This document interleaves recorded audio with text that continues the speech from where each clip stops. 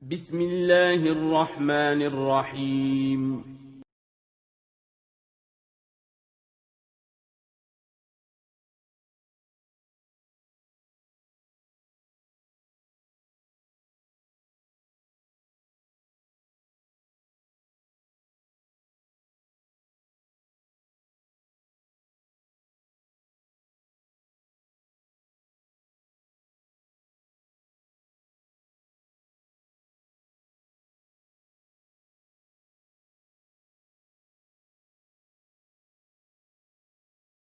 Bismillahirrahmanirrahim. Assalamualaikum warahmatullahi wabarakatuh. Alhamdulillah wassalatu wassalamu ala Rasulillah wala haula wala quwata illa billah. Amma ba'du. Kaifa halukum? Bagaimana kabar kalian? Alhamdulillah ya, kita sudah mulai belajar kembali setelah libur lumayan panjang ya, kurang lebih 4 hari. Semoga dengan adanya libur ya, itu bisa memberikan sedikit refreshing bagi kita, dan sekarang kita bisa semangat kembali dalam belajar, mempelajari ilmu-ilmu, terkhusus ilmu tentang agama kita yang mulia ini. Tayyib, anak-anak yang soleh-solehah, mari kita berdoa sebelum belajar agar kita mendapat ilmu yang bermanfaat.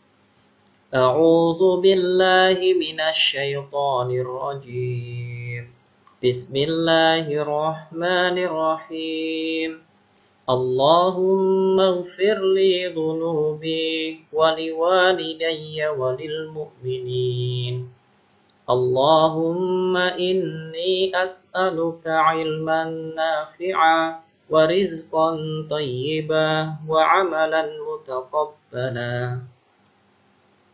Anak-anak yang soleh-solehah, siswa-siswi SD Islam Imam Syafi'i Sangatta, hari ini pelajaran kita yaitu pelajaran akidah, dan kita akan melanjutkan pelajaran kita materinya tentang hak-hak istimewa Allah Subhanahu wa taala bagian kedua. Di pelajaran kemarin ya, kita sudah mempelajari tentang hak-hak istimewa Allah dalam doa.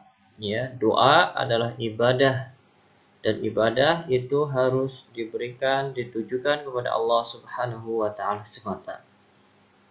Di pelajaran hari ini kita akan mempelajari hak-hak istimewa Allah yang lainnya. Hak-hak istimewa Allah, ya. Semua ibadah adalah hak istimewa Allah Subhanahu wa taala saja.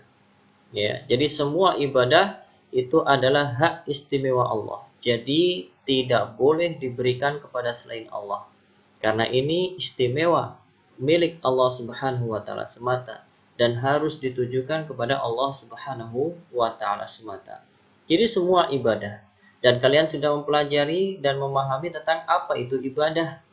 Jadi ibadah adalah perbuatan atau ucapan ataupun perbuatan, baik itu zahir ataupun batin, yang dicintai dan diridhoi oleh Allah Subhanahu wa taala. Jadi itulah ibadah, ya.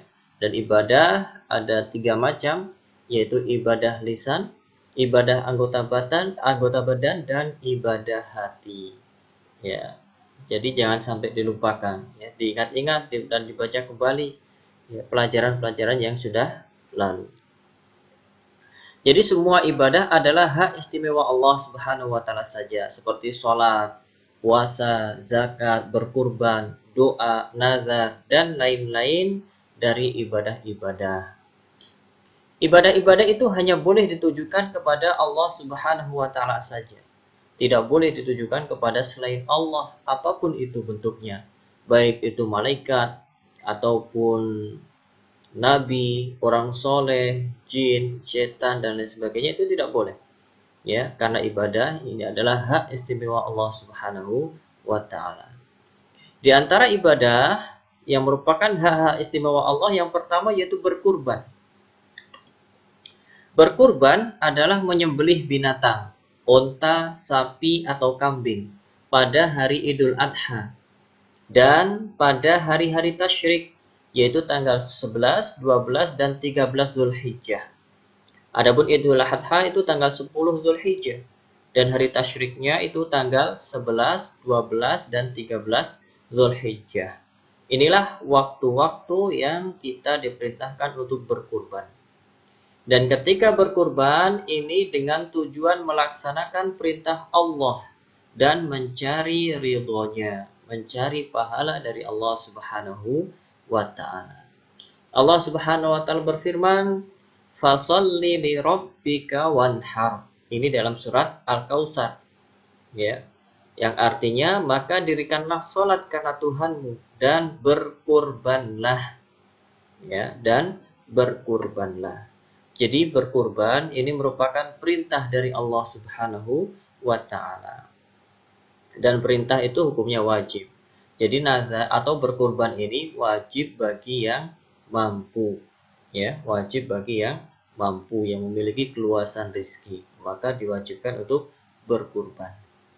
Karena berkurban adalah ibadah, maka dalam melaksanakannya harus yang pertama ikhlas, murni karena Allah Subhanahu wa ta'ala dan mengharapkan balasan dari Allah Subhanahu wa ta'ala saja. Ini yang pertama, ikhlas. Yang kedua, mencontoh Rasulullah SAW dalam tata cara menyembelihnya. Ya, dalam menyembelih pun harus sesuai dengan tata cara yang dicontohkan oleh Rasulullah SAW. Di antara tata caranya yaitu sebelum menyembelih dengan mengucapkan Bismillah, yaitu dengan menyebut nama Allah Subhanahu wa ta'ala. Jadi ketika berkurban dan ketika menyembelih itu harus dengan Bismillah, ya, harus dengan menyebut nama Allah Subhanahu wa ta'ala. Kemudian waktunya juga sesuai dengan yang telah dicontohkan oleh Rasulullah SAW, yaitu setelah sholat Idul Adha. Nggak bisa kita nyembelih kurban sebelum sholat Idul Adha. Jadi ini yang perlu diperhatikan, ya, karena berkurban adalah ibadah, maka dalam melaksanakan harus ikhlas. Yang kedua, mencontoh Rasulullah dalam tata cara menyembelih kurban. Ini hak istimewa Allah yang pertama, yaitu berkurban. Kemudian yang kedua yaitu bernazar. Nazar yaitu berjanji pada diri sendiri untuk melakukan suatu jenis ibadah. Ini nazar. Ya. Jadi berjanji pada diri sendiri untuk melakukan suatu jenis ibadah. Contoh, ya. Seseorang anak berjanji akan puasa Senin dan Kamis jika dia lulus ujian. Ya. Jadi ada anak yang berjanji seperti ini untuk dirinya. Jika aku lulus, maka aku berjanji atau saya berjanji akan puasa Senin dan Kamis. Nah, ini namanya nazar. Jadi nazar itu berjanji pada diri sendiri untuk melakukan suatu jenis ibadah. Nazar ini juga berarti telah mewajibkan pada diri sendiri sesuatu perkara yang tadinya tidak wajib. Ya, seperti puasa Senin Kamis, ini hukumnya sunnah, tidak wajib. Karena dia telah berjanji dan bernazar, maka menjadi wajib hukumnya. Dan dia harus melaksanakan nazarnya. Karena kalau tidak dilaksanakan, itu bisa berdosa. Nazar sebaiknya tidak dilakukan. Kenapa? Karena Nabi SAW juga bersabda, La tanzuru fa inna nazra la yughni minal qadari syai'a wa innama yustakhraju bihi minal bakhil. Perhatikan sabda Rasulullah SAW. Janganlah bernazar, Nabi melarang. Karena nazar tidaklah bisa menolak takdir sedikit pun. Jadi nazar itu tidak bisa menolak takdir. Dan nazar hanyalah dikeluarkan dari orang yang pelit. Jadi orang yang pelit. Jadi kalau nggak ada balasan, dia nggak mau beribadah kepada Allah Subhanahu wa ta'ala. Maka ini adalah orang yang pelit. Makanya Nabi SAW melarang untuk bernazar. Ya, kalau bisa jangan bernazar. Namun jika sudah terlanjur bernazar, maka dia wajib menunaikan nazarnya. Yang namanya wajib, kalau nggak dilaksanakan ya berdosa. Ya, berdosa. Allah Subhanahu wa ta'ala berfirman, Summal yabdu nafasahum wal yufu nuzurahum.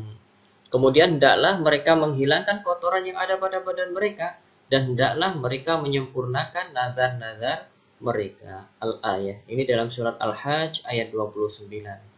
Di ayat yang mulia ini Allah Subhanahu wa taala memerintahkan untuk menyempurnakan nazar-nazar, yaitu melaksanakan, ya. Jadi kalau bisa dijauhi nazar, ya, karena nazar itu yang pertama tidak bisa menolak takdir. Ya, kalau memang bisa lulus, kalau memang Allah tetapkan lulus, ya lulus. Kalau nggak lulus, ya tidak. Ya. Tidak usah bernazar. Namun jika sudah terlanjur bernazar, maka wajib untuk ditunaikan nazar tersebut. Dan dalam menazar ini juga harus sesuai dengan, harus ikhlas karena Allah dan sesuai dengan syariat atau tuntunan yang telah dijelaskan oleh Rasulullah Shallallahu Alaihi Wasallam. Ini hak istimewa Allah yang kedua, yaitu bernazar. Kemudian yang ketiga yaitu sumpah. Apa sumpah? Sumpah yaitu menguatkan sesuatu dengan menyebut nama atau sifat Allah.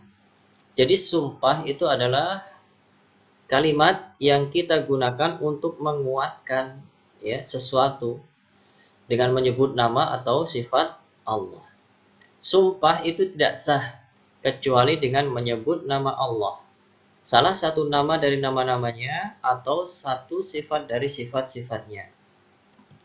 Seperti misalnya demi Allah, atau demi Tuhanku, atau demi Tuhan yang telah menciptakan langit, ya, demi Rahman. Ini diantara salah satu nama diantara nama-nama Allah. Jadi sumpah ini tidak sah, tidak boleh, ya, tidak boleh dengan selain Allah Subhanahu wa taala. Jadi ketika bersumpah hendaknya dengan nama Allah Subhanahu wa taala. Karena sumpah itu terkandung di dalamnya pengagungan. Ketika kita bersumpah dengan sesuatu, berarti kita mengagungkan sesuatu tersebut sehingga kita gunakan untuk menguatkan apa yang ingin kita kuatkan, ya. Dan yang paling berhak untuk diagungkan adalah Allah Subhanahu wa taala semata, tidak yang lainnya. Jadi tidak boleh bersumpah dengan selain Allah. Kenapa? Karena selain Allah adalah makhluk yang tidak mampu menjadi saksi yang sesungguhnya dan tidak mampu memberi pahala. Ya. Selain Allah itu makhluk sama seperti kita, kedudukannya yaitu makhluk. Adapun Allah Al-Khaliq, sang pencipta yang mampu untuk melakukan segala sesuatu, Al-Qawiyul Aziz, ya, maha kuat, maha perkasa. Ya, Allah mampu melakukan segala sesuatu. Maka yang paling berhak untuk kita agungkan dalam bersumpah yaitu Allah Subhanahu wa ta'ala. Rasulullah SAW juga melarang kita bersumpah dengan selain Allah. Beliau bersabda, "Man halafa bi ghairillahi faqad kafara aw asyraka." Barang siapa bersumpah dengan selain Allah, maka dia telah kufur. Maka dia telah kufur atau syirik. Ya. Jadi nggak boleh bersumpah dengan selain Allah, apapun itu. Ya, apapun itu. Entah jin, malaikat, ya, geledek kah, sapi kah, langit kah, atau lain-lainnya, semua makhluk tidak boleh. Ya, tidak boleh bersumpah dengan selain Allah. Bagi seorang mukmin yang beriman adalah tidak banyak bersumpah. Meskipun isi sumpahnya benar atau jujur, karena banyak bersumpah terkadang menjerumuskan seseorang dalam kedustaan.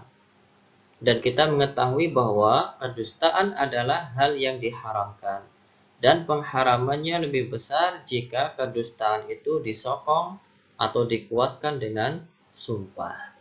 Jadi meskipun sumpah itu diperbolehkan, seyogyanya bagi seorang mukmin untuk tidak banyak bersumpah, kecuali dalam keadaan-keadaan yang memang mengharuskan untuk bersumpah.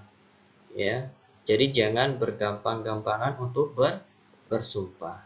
Ini yang ketiga di antara hak istimewa Allah, yaitu bersumpah. Yang keempat yaitu bertawakal. Tawakal artinya menyerahkan diri sepenuhnya kepada Allah setelah berikhtiar sekuat tenaga. Ini yang perlu diperhatikan. Jadi tawakal itu menyerahkan diri sepenuhnya kepada Allah. Namun hal itu terjadi setelah ikhtiar, setelah usaha, dengan sekuat tenaga. Jangan belum ikhtiar, belum berusaha sudah menyerahkan masalah kepada Allah Subhanahu wa taala. Ya, ini arti tawakal. Jadi menyerahkan diri sepenuhnya kepada Allah setelah berikhtiar sekuat tenaga. Kita wajib menyerahkan diri kepada Allah karena hanya Allah lah yang maha kuasa. Kita sesama makhluk tidak memiliki kekuatan dan kemampuan apapun. Hanya kepada Allah semua makhluk harus bertawakal setelah berusaha sekuat kemampuan. Seperti Nabi Ibrahim alaihissalam pada waktu beliau dibakar oleh Raja Namrud, beliau berdoa hasbunallahu wa ni'mal wakil, yang artinya cukuplah Allah menjadi penolong. Jadi ini kisah Nabi Ibrahim alaihissalam ketika beliau menentang Raja Namrud ya, dengan menghancurkan berhala-berhala yang disembah oleh masyarakat di masa itu.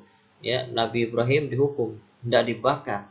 Ya, maka Nabi Ibrahim bertawakal kepada Allah Subhanahu wa taala dengan berdoa, hasbunallahu wa ni'mal wakil.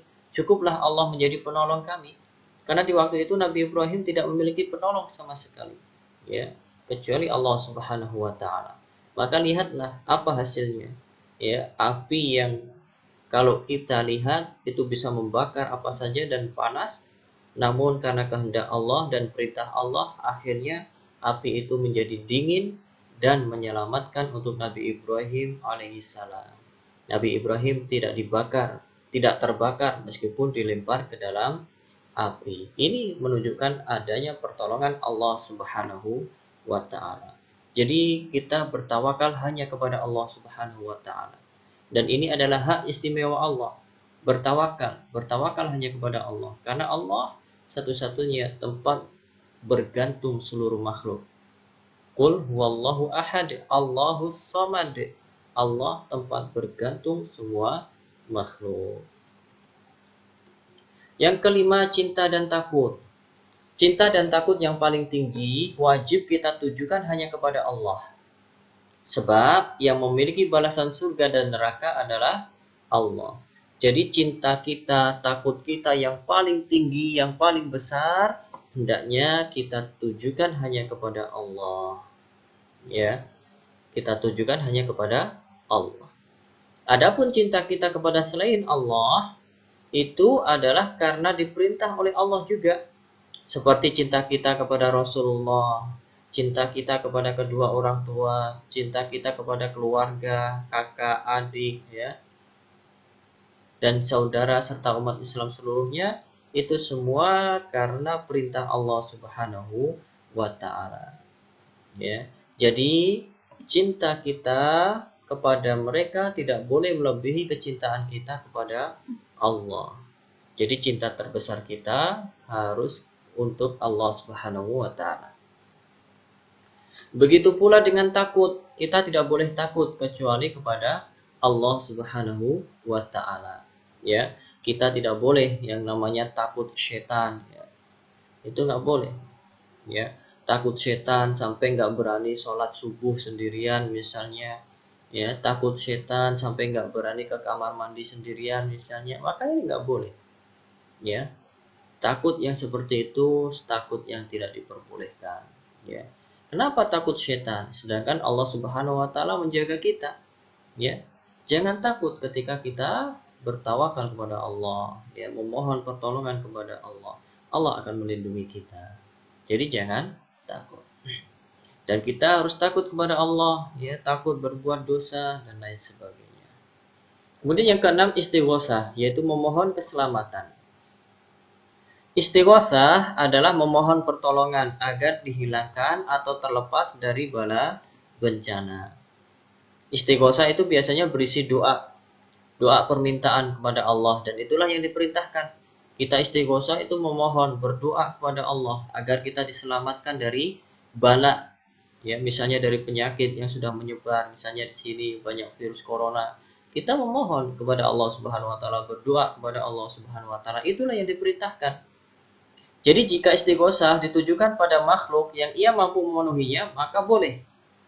Yang bermasalah adalah jika istighosah tersebut ditujukan pada makhluk dalam perkara yang hanya bisa dipenuhi oleh Allah. Misalnya musim kemarau panjang, kemudian tidak turun hujan, minta hujan. Ya, yang menurunkan hujan ini hanya Allah Subhanahu wa taala. Adapun makhluk nggak bisa menurunkan hujan. Maka ketika dia misalnya istighosa, mohon pertolongan, mohon minta hujan kepada selain Allah, maka ini nggak boleh. Ini namanya syirik. Ya.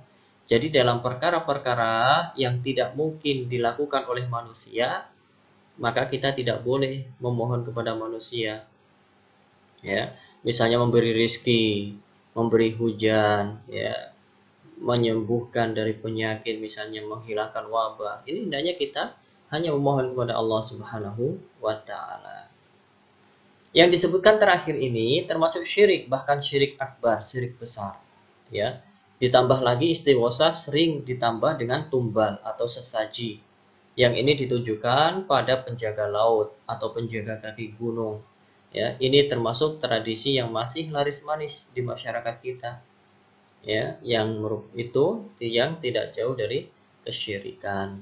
Ya, itu adalah tradisi-tradisi yang harus dihindari karena terdapat kesyirikan. Ya, kita memohon keselamatan, memohon perlindungan, memohon agar dijauhkan dari wabah penyakit hanya kepada Allah Subhanahu wa taala. Karena Allah yang mampu untuk menghilangkan itu semua. Adapun memohon kepada jin, kepada yang dianggap penguasa gunung, penguasa laut dan lain sebagainya, dengan apalagi dengan tumbal atau sesaji, maka ini jelas tidak boleh dilakukan. Kenapa? Karena merupakan kesyirikan. Kemudian di antara hak keistimewa Allah yang ketujuh yaitu memohon petunjuk. Ya. Jadi memohon petunjuk itu ditujukan kepada Allah Subhanahu wa taala saja. Karena hak memberi petunjuk adalah hak Allah. Ya. Kedelapan, mengetahui urusan gaib. Ya, perkara-perkara gaib itu yang mengetahui adalah Allah Subhanahu wa taala semata, dan ini adalah hak istimewa Allah yang tidak dimiliki oleh selain Allah. Urusan gaib hanya Allah saja yang tahu. Tidak pantas dan tidak boleh suatu makhluk pun mengaku mengetahui urusan gaib. Dan kita tidak boleh membenarkan orang yang mengaku mengetahui perkara gaib. Ya, mengaku bisa melihat jin misalnya, mengaku bisa melihat Nabi misalnya. Maka tidak bisa karena Nabi SAW sudah meninggal. Ya. Jadi atau perkara-perkara gaib yang lain, misalnya bisa melihat malaikat misalnya. Ya, maka kita tidak boleh membenarkannya. Kenapa? Karena perkara-perkara gaib hanya Allah Subhanahu wa taala saja yang tahu. Tidak ada satupun makhluk yang mengetahuinya. Ya. Kecuali makhluk yang diizinkan oleh Allah Subhanahu wa taala. Ya, dari para rasul, para nabi. Adapun orang-orang sekarang, maka itu tidak boleh dipercayai, ya. Karena perkara gaib ini hanya Allah Subhanahu wa taala yang tahu. Kemudian yang ke-9 yaitu mencari berkah. Berkah artinya kebaikan yang terus-menerus, ya. Mencari berkah hanya boleh dilakukan sesuai yang ditetapkan oleh Allah dan Rasul-Nya. Jadi mencari berkah ini juga nggak boleh sembarangan. Kita harus punya ilmunya. Maka dari itu kita harus terus dan terus belajar. Supaya apa? Ya supaya kita mendapatkan keberkahan, mendapatkan kebaikan yang terus menerus. Kemudian yang 10, yang terakhir yaitu membuat hukum syariat atau agama. Ini merupakan hak istimewa Allah yang tidak dimiliki oleh selain Allah Subhanahu wa taala. Maka dari itu membuat atau menetapkan syariat hukum adalah hak Allah. Manusia harus menerapkan syariat berdasarkan syariat Allah. Jadi ini 10 hak-hak istimewa Allah Subhanahu wa taala. Namanya hak istimewa ini adalah milik Allah Subhanahu wa taala semata, dan kita harus menunjukkan ini semua hanya untuk Allah Subhanahu wa taala. Tidak boleh diberikan kepada selain Allah. Apapun itu bentuknya. Ya, malaikat, jin, manusia, maka mereka tidak berhak untuk mendapatkan hak-hak istimewa Allah ini. Jadi ini dulu pelajaran kita hari ini. Untuk tugas hari ini silakan dikerjakan halaman 46. Subhanakallahumma bihamdika asyhadu an la ilaha illa anta astaghfiruka wa atubu ilaik. Assalamualaikum warahmatullahi wabarakatuh.